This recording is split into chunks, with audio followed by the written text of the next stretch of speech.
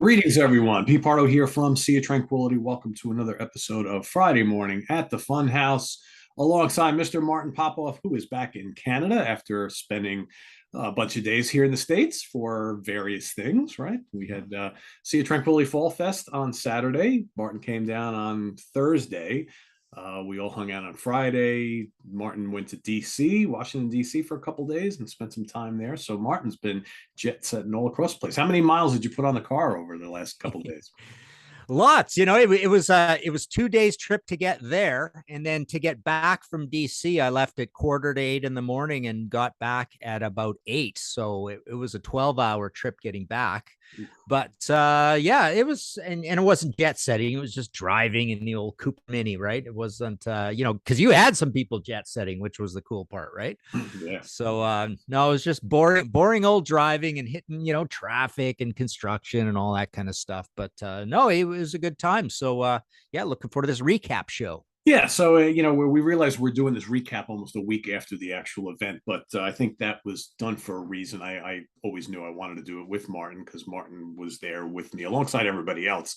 But sometimes you need a few days to reflect, right, on events, and there was a lot going on this past weekend, and I needed a few days to kind of decompress and maybe not think about it, and then kind of reflect on it. So I think now, as it's Friday, I've had a good bunch of days, and I think have a good handle on the whole weekend. So we just to give everybody who was not there a little bit of background. So a good chunk of the Sea of Tranquility folks who participated in the channel arrived Thursday or Friday.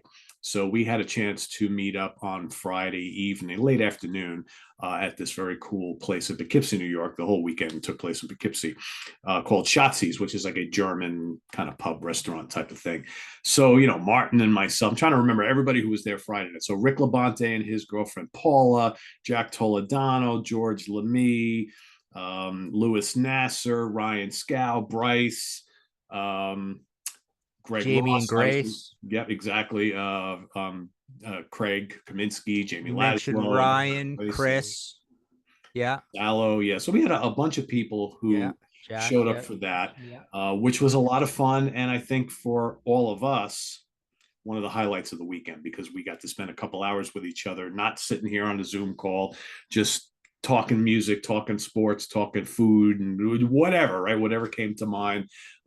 No time limit, no scripts, no topic, just bullshitting, eating, and drinking, and that was a lot of fun.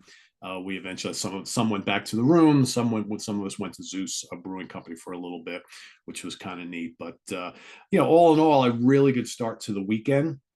And then Saturday, of and course. and I met Pete for the first time. That was cool. Yeah, And yeah. but then I noticed a lot of people were meeting a lot of people for the first time, right? So For the most part, yeah. I mean, other than like us Hudson Valley Squares folks and a couple of us from in the prog seat who have met before, it yeah, was the first time in person for all of us, and we yeah, spend so many hours a month talking on Zoom calls with each other for however many years it's been going on here.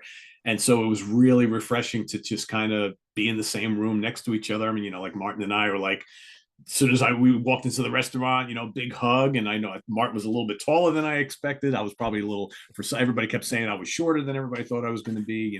Like Chuck Alvarez from In the Proxy was way taller than I thought he was going to be. So it's like yeah. you get to see someone not just from here up, but the whole package, right, so to speak. So that was really cool. Jamie was taller than I thought he was going to be, right? Jamie, Jamie was actually taller. Yeah. yeah, Yeah. yeah, But absolutely. yeah, so I broke the trip into 2 days. And so I showed up at the hotel at like 1:30 or something. And I kept peeking out, seeing who I could see. I figured I was the first one getting there and they let me check in.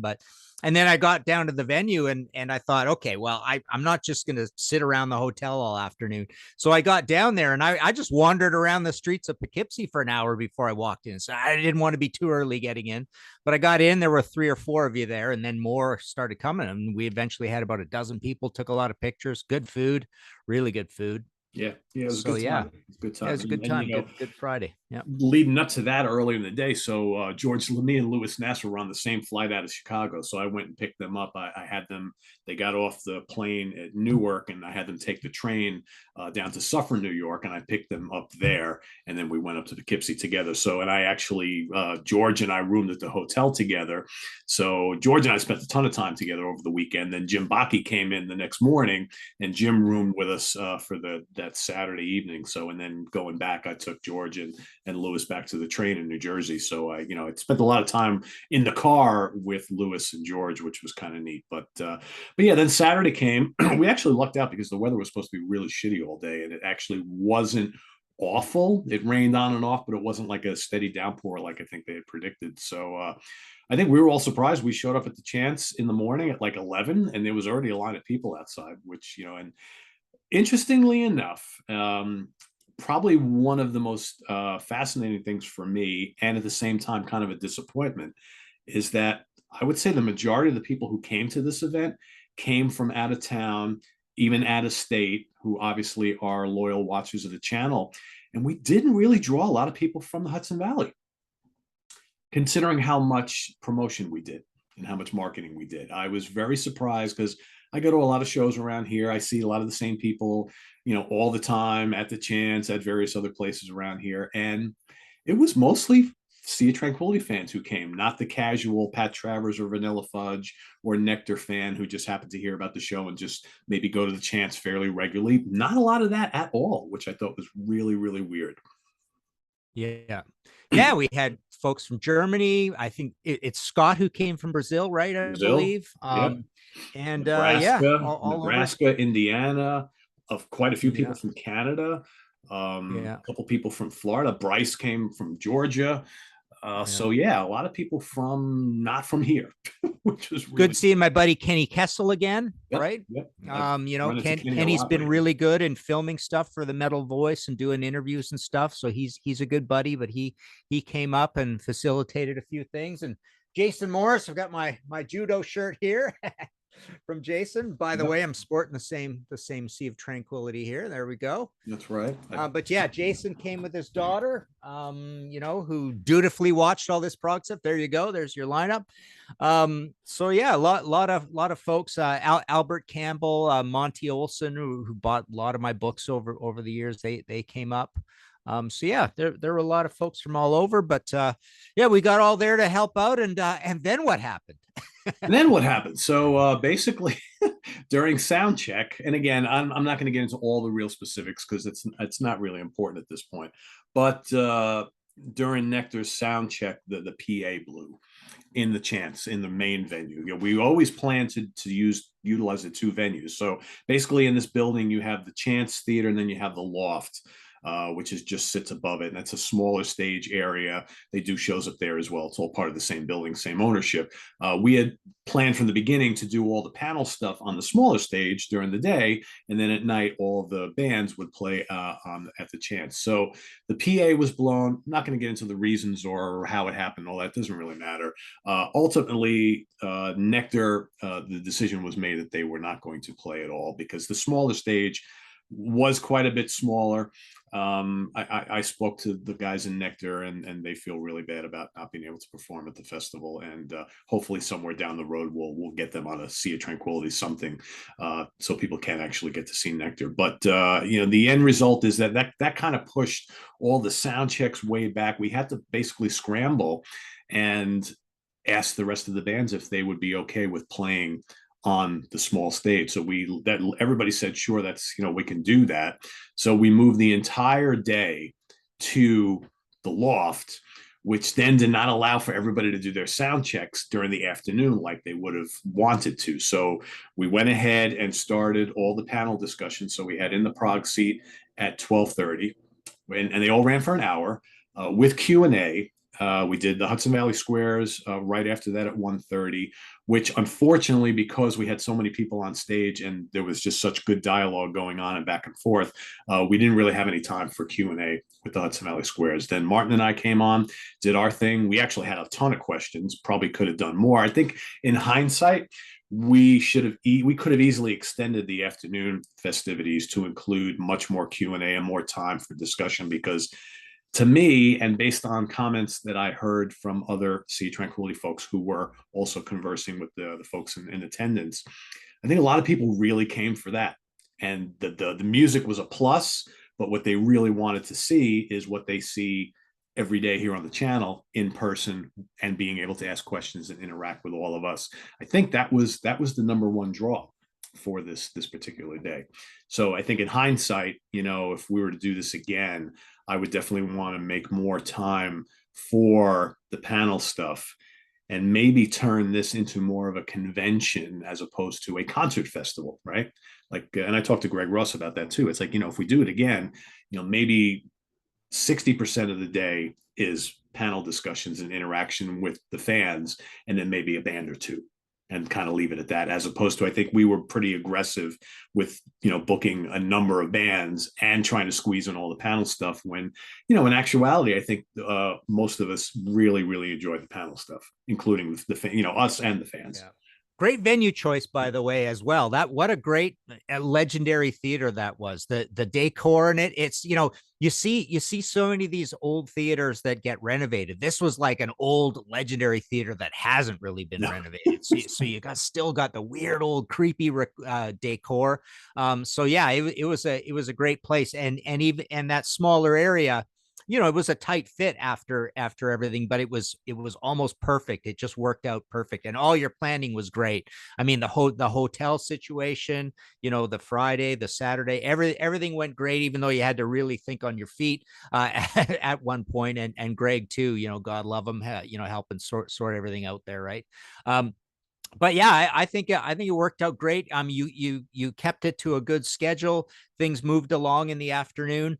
Yeah, I always liked that idea too of these things being more of a convention sort of thing, where but the other component, which is always fun with these things, is turn these things into possibly more of a record show and have 7, 8, 9, 10 vendors, right? And a charge to get your 8x4 table, turn it into a record show as well, so people can mill around and buy stuff all over. Because I think the merch did pretty healthy business. They did a good job with the merch. Yeah, they did. And I would have loved to have had more. I mean, we were struggling to find people who wanted to come and bring their stuff in to sell. And I think based on how it went, I agree with you 100%. I would love to have a whole vendor room, and again, I think, again, in hindsight, now that it happened and whatnot, I mean, it was great that we had it at the chance. But I think if we were to do it again, I'd want to find some place that's not quite situated like that is,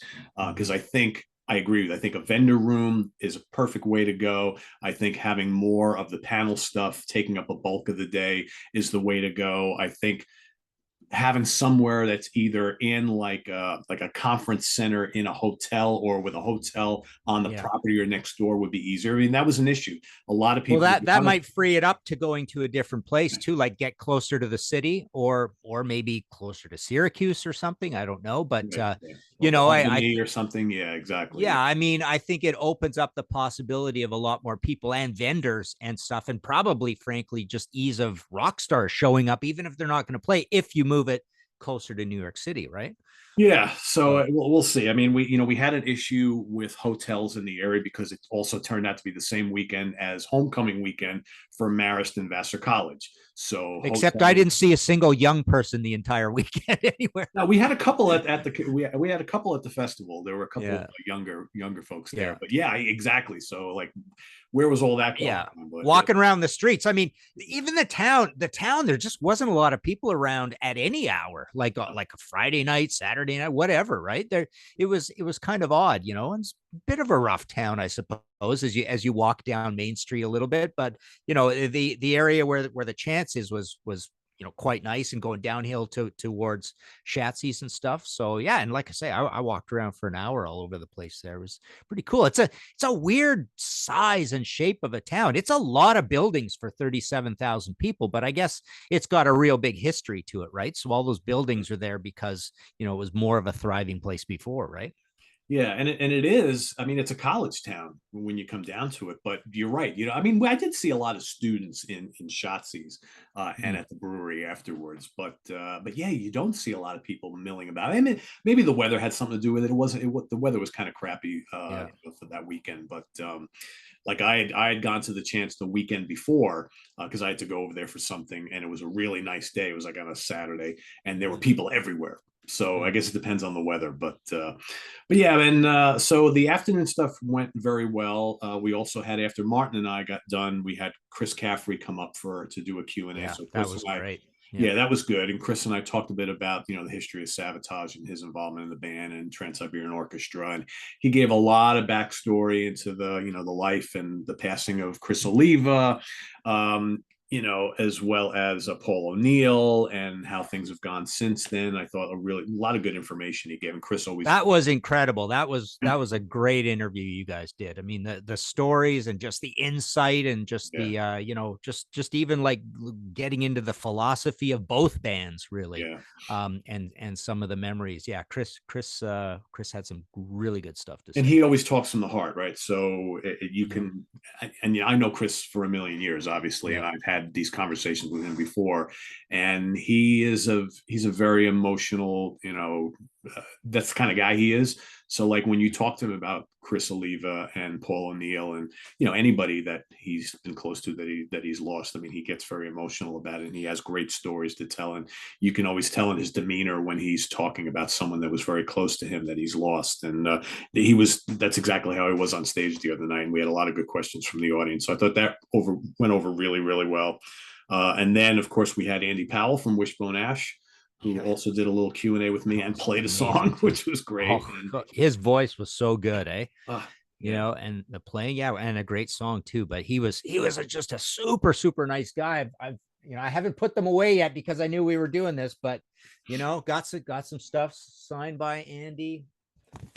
And so yeah, he was super nice. And did a great job in the interview situation, right? Just really accommodating, chatting with everybody. And yeah.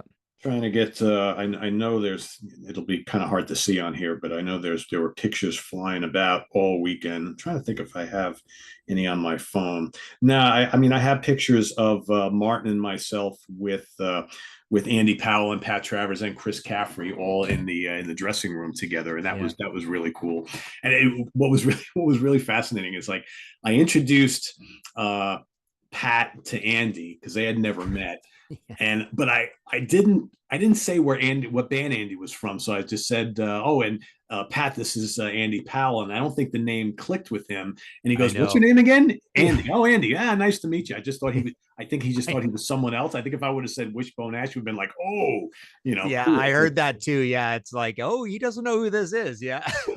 And I heard that from just some attendees, some fans who were talking to Andy for a while. And I talked to this guy, and then I eventually found out that's Andy Powell from Wishbone Ash. So Andy was so unassuming about Yeah, his great history, right? yeah, yeah. So yeah. He's a super nice guy. Yeah. I've had the pleasure of talking to Andy a few times, and this was the first time we've actually talked in person. Yeah. And yeah, he was just super nice and so accommodating, and he was just happy to be there, and which was really cool. And I'm glad he was able to play a song because we weren't really sure the weeks leading up to this. But then he's like, "Yeah, I'll bring my guitar. I think I'll play a song." And he played "The Way of the World," which is a great great track, and that was really cool, really cool.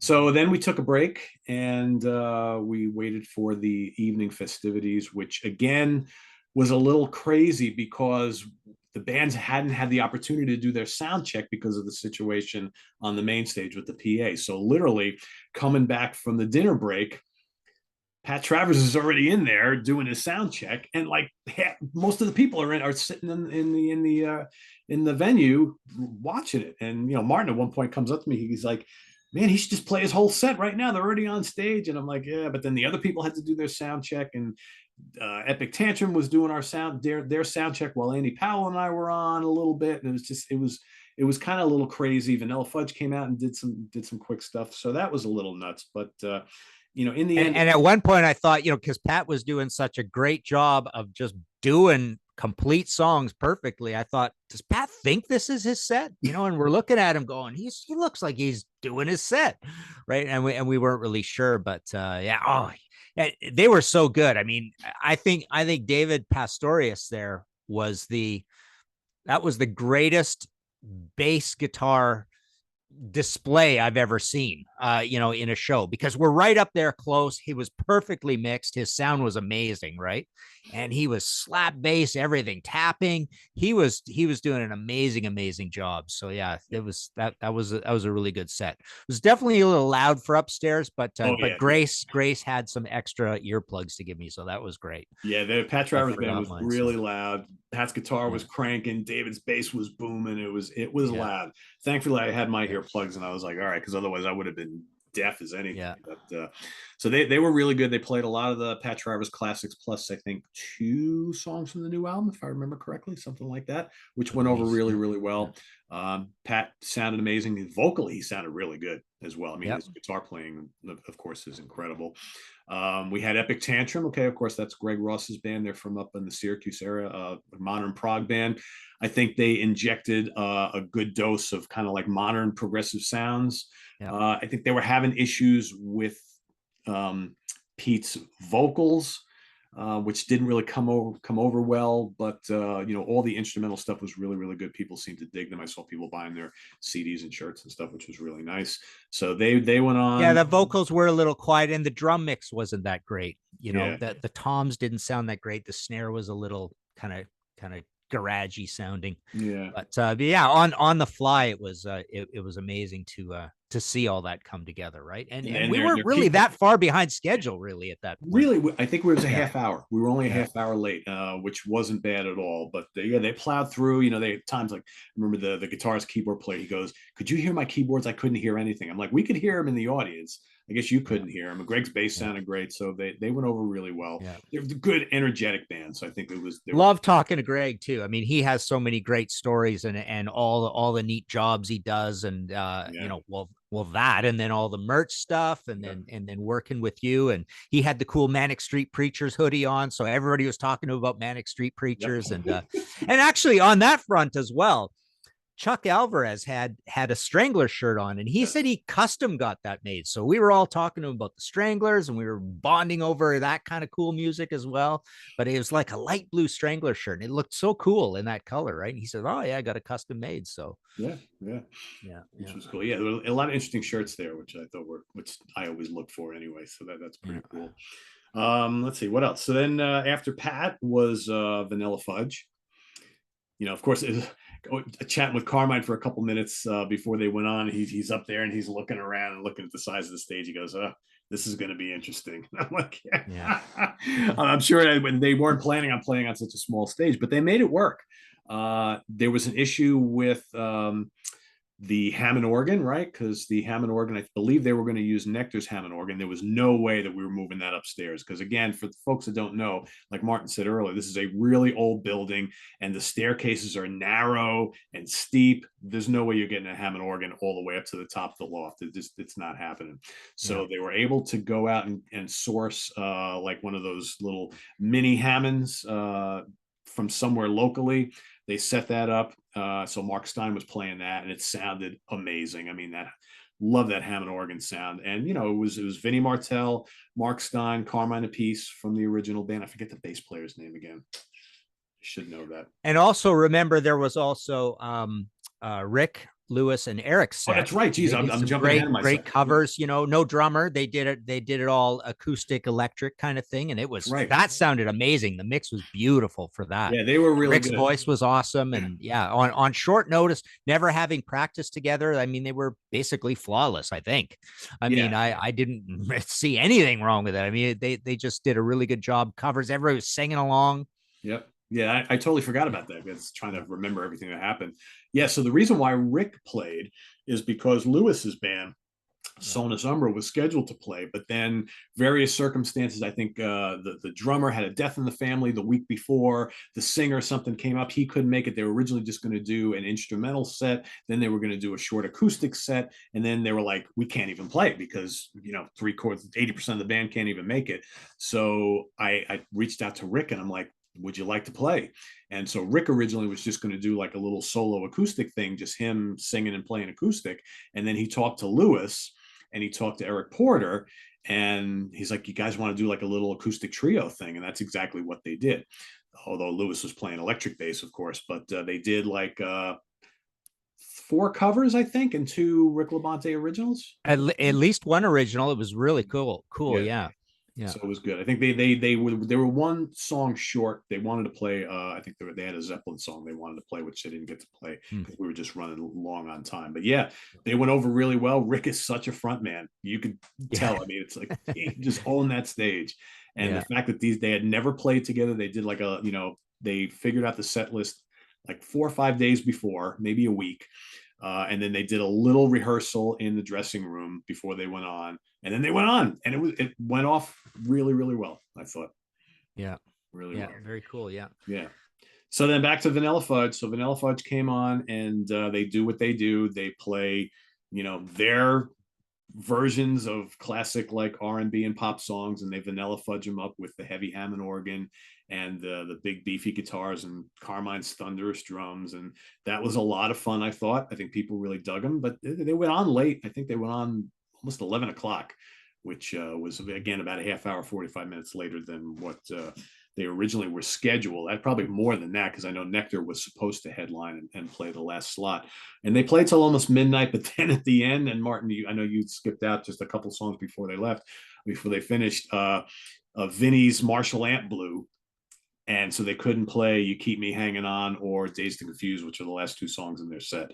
So that was that, and that was the end. It was just weird, they all of a sudden there's nothing coming out of the guitar, and they had everybody, all the techs were there looking at everything. They couldn't figure it out, and there was no one else around who had like a spare amp because it was late, and Travers had left already.